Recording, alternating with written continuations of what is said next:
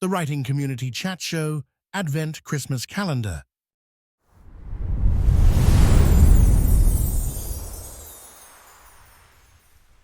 Challenged me to write a book because she was like, "You're so passionate about health and fitness. Why don't you write a book about it?" And I was like, "I will. I will." It took me about a year to do it. And so then it crossed my mind, I want to go ahead and publish this manuscript. And my only thought was, let me just go buy a pallet full of books, because that's what I thought was only available to me.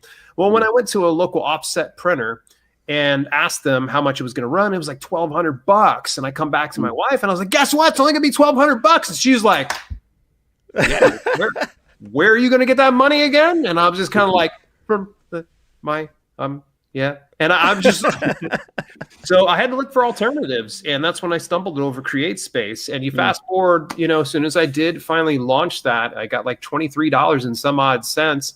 And I was like, "Burn the boats, baby. Let's do this." And I put in my 30-day notice with my employer and left a perfectly good job to pursue this whole career full-time as an author. And the first 2 years sucked. It sucked, but it started to level out and become better. Yeah. So it must have been quite did you feel like a risky move at that time to give up your career at the time as what was stable income and take the leap of faith in writing? At the time, I believe I was very ego-driven, in that I thought, if I could accomplish this much with putting this little bit of attention into it, imagine what I could do if I did this full time. Little did I know that it was going to require a lot of time, attention, and energy. Thankfully, I had, some savings I could dip into, retirement account I could dip into, some credit cards I could dip into. So I really put myself into some massive debt during that first couple of years and doing it. But is it a risky move? I'm going to tell everybody, yes, that is. If I had to do it all over again, I probably would have stayed in my job just a little longer. So I wasn't so stressed out and having to rely on ramen noodles and frozen vegetables as every meal of the day. Does get kind of old. You have a breakfast. Oh, what are we having for lunch today? Oh, ramen noodles and frozen vegetables. What are we having for tonight? Well, we're going to be having some, ramen noodles and frozen vegetables. And, if I had done it again, and anytime someone comes and asks me, they're like, they hear about my story. They're like, I'm just sick of my job. I'm going to get out. I'm going to go full time as an author. And I'm like, don't. Yeah. Don't do it. Like, I'm telling you, if you have some cushion, you have something to rely on, that's great. The beauty of this was, I love my job. The last job I was in, it was fantastic. The president of the company flew in to specifically speak to me.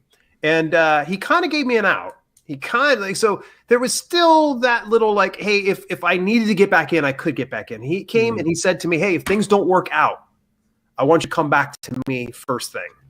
And I was like, whoa, the president of the company just said this to me. And I'm like, cool. But thankfully, other than saying hi to him every once in a blue moon on LinkedIn, I haven't had to go back to that day job. It's only gotten better and better and better the further out I've been from it. It is one of those things that as a self-published author, you kind of don't realize the cost of things, the editing, the cover design, and all of these things that rack it's up. It's brutal, man. Yeah. And one could make the argument that you could do this whole thing for free. You could make the argument, but I'm going to tell you this, that it's not a good idea.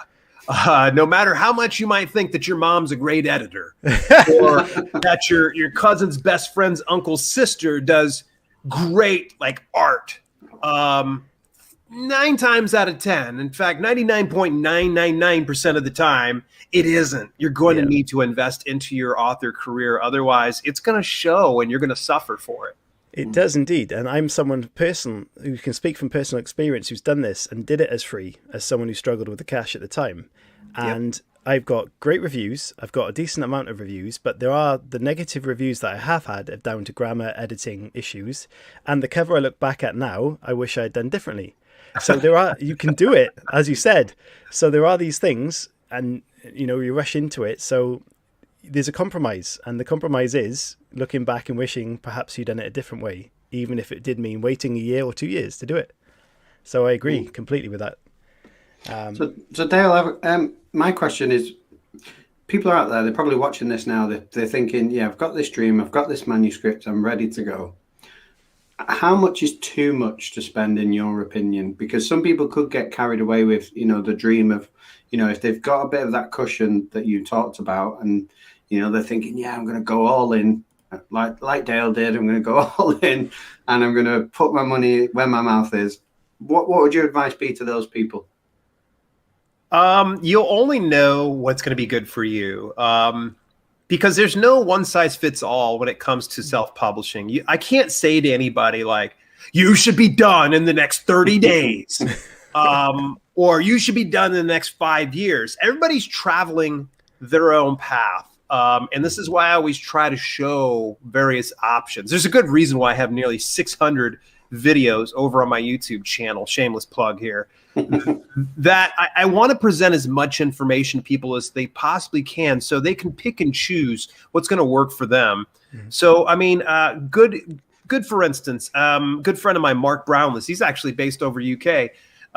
Mark is not the type of person to hammer out a manuscript like that.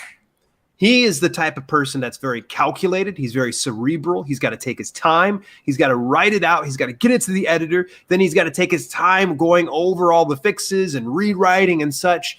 Whereas if you look at someone like, say, for instance, a good friend of mine, Kevin McGuire, based out of the Ukraine, he's the type of guy, he can get his manuscript fired off 30 days. Boom. He's quick.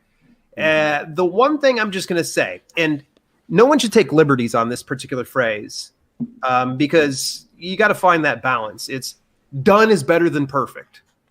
Done is better than perfect. Now, that's not to say you should be like putting out hammered garbage and be like, hey, look at my stuff. If your mom won't hang up your work on her fridge, okay, or put it on her coffee table in the instances of books, then chances are pretty likely you probably missed the mark. But you'll know if something's hammered garbage or not, if it's complete trash. So I hate to dodge the question, Chris, that, the best way I can answer is you just got to know in your gut, in your heart, in your intuition's going to tell you, I'm ready.